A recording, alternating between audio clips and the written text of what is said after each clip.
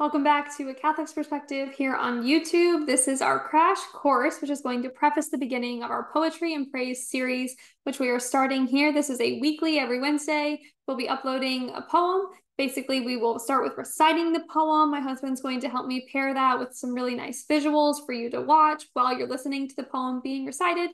And then after that is over, we're going to provide kind of a deep dive into the poem, what it means, the content there, so you can appreciate it and understand it, whether you know nothing about poetry or whether you're a fan of poetry. The goal is that you would come away from these videos really having enjoyed, first of all, just this beautiful experience, this beautiful 15 to 20 minute escape from the chaos of the world for a little while, but that it wouldn't just be an escape, that it would give you something you can take with you back out into your world, whether you bring it into your meditation and prayer, or whether you just keep it in your mind as you're going about your day and it helps kind of look at the world and your life through a fresh lens. That is the goal of this series.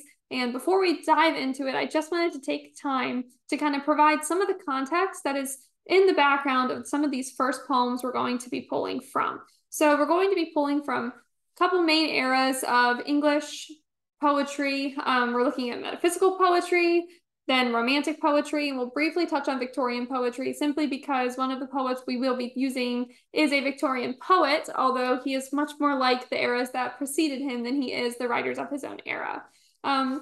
So I really want this to be quick, so I'm going to go through this fast. I can include all the details that my literary loving heart would love to include because I really just want you to understand the basics. We're going to try to keep this as close to 10 minutes as possible. I've reviewed it a couple times to try to make that possible, so we'll see how we do here. The metaphysicals we're going to start with first. Metaphysicals were in the 17th century. They were kind of coming out of this with the Renaissance and the rise of the sonic and lyric poetry. You had, I said sonnet. The rise of the sonnet and of lyric poetry. You had Shakespeare, you had Edmund Spenser, you had all these beautiful writers. You had Shakespeare with his genius of literature, and then you had Spenser with these very flowery, flowing, just poems and epics that he would create. So you had the metaphysicals came along and they were really reacting to this, specifically they were reacting to Elizabethan love poetry, with at its worst could feel very flowery and lustful and kind of empty, just almost the equivalent of eating a bunch of candy instead of eating a nice steak. That is kind of how the metaphysicals viewed the poetry they were reacting to. But they also benefited from this great golden age of literature that preceded them in their writing. People had become much more open to poetry and its beauty and taking it in and letting it become part of their world.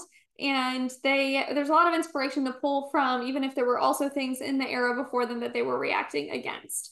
Metaphysicals responded to this maybe flowery imagery with kind of rigidity and psychology, and they're known for very intense and intellectual poetry. The Handbook to Literature describes this metaphysical poets as being absorbed in thoughts of death, physical love, and religious devotion. And the physical love, although for some poets is also a kind of has a lustful lean to it, or is directly lustful, can also be married love, as one of the biggest poets of the time uses a lot of his poetry to talk about the love between himself and his spouse. So physical love can kind of take a lot of different, it looks at a lot of different areas of physical love, not just lustful. The metaphysical conceits was a device or a device they used in a lot of their writing. Basically metaphysical conceits were startling analogies.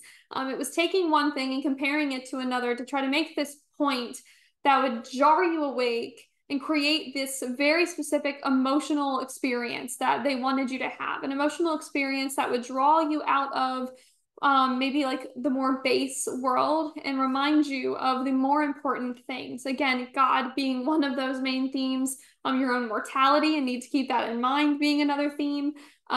So John Donne is considered the leader of the metaphysical movement. His poetry really set the tone and created the structure with which many other metaphysical poets followed after that.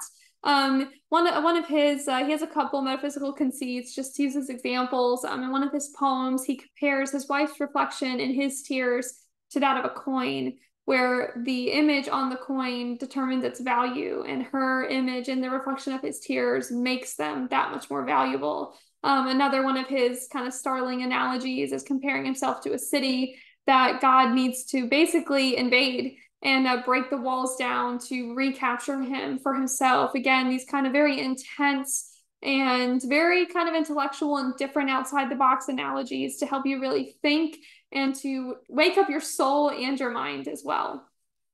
So those are the metaphysicals. The metaphysicals were followed by the romantics. So the romantics were, again, kind of the mid to late 1700s, early 1800s. They were reacting to the Industrial Revolution. They were also living through political unrest. Napoleon was at large.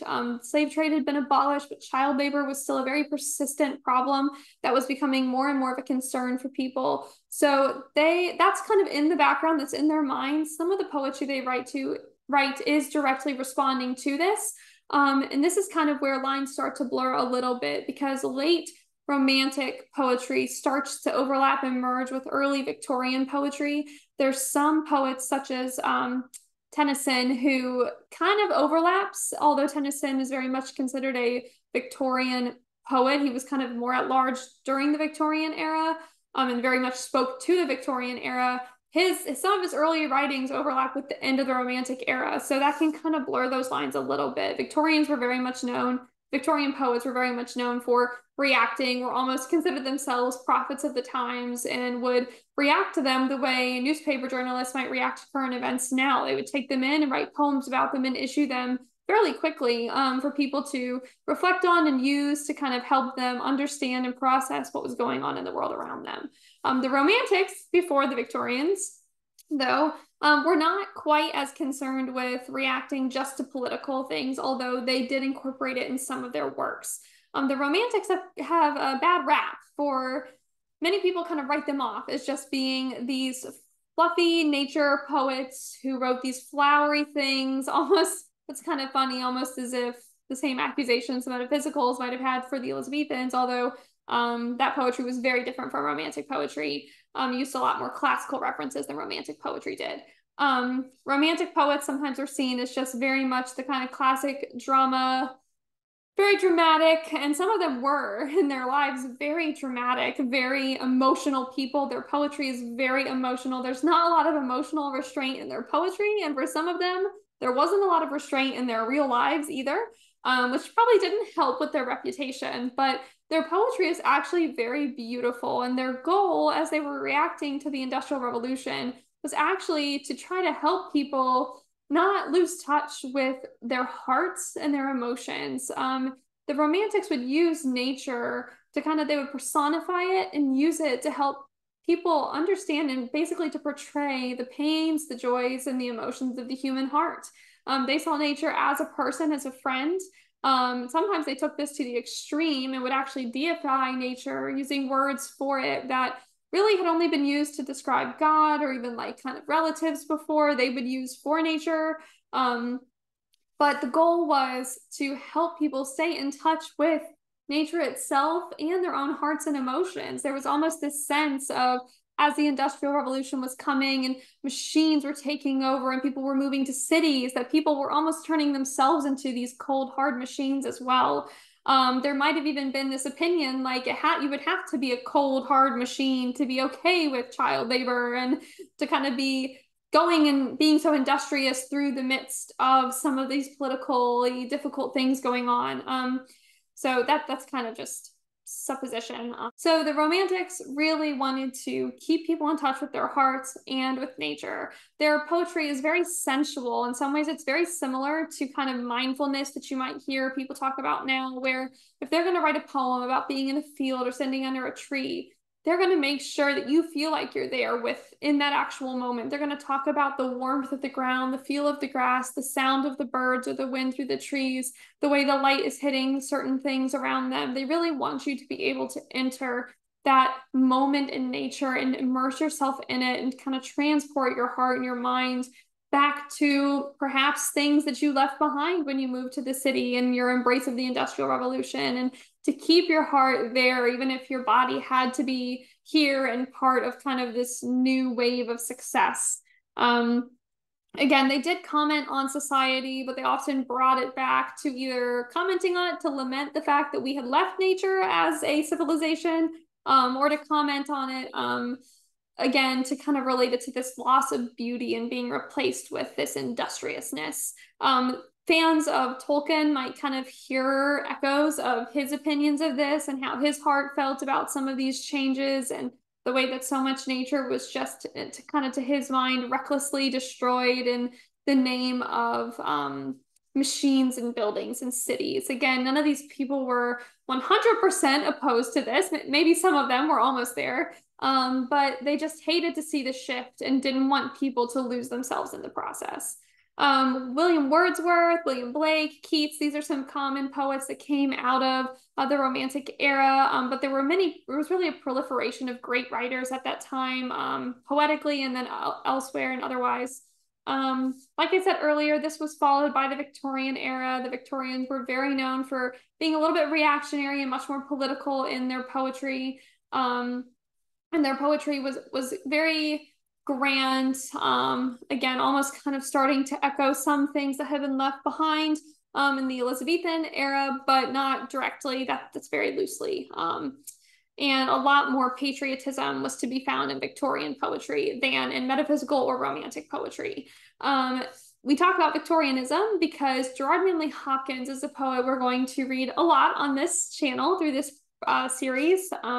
He was a Jesuit priest who lived in the Victorian era, but many critics consider him to have actually been more so a combination of kind of metaphysical and romantic poets, but also just kind of a poet all of his own. He lived around the same time as Walt Whitman, and Walt Whitman was a leading poet of the American Romantic era, and Hopkins himself and critics who have read him and Whitman actually felt that their minds were actually more alike than really any of the other poets of the Victorian era or other eras preceding Hopkins. So that kind of just goes to show that he truly wasn't really a poet of his time, although on the timeline, his life was during the Victorian era. So, that is the crash course. We will see how much we were able to condense that.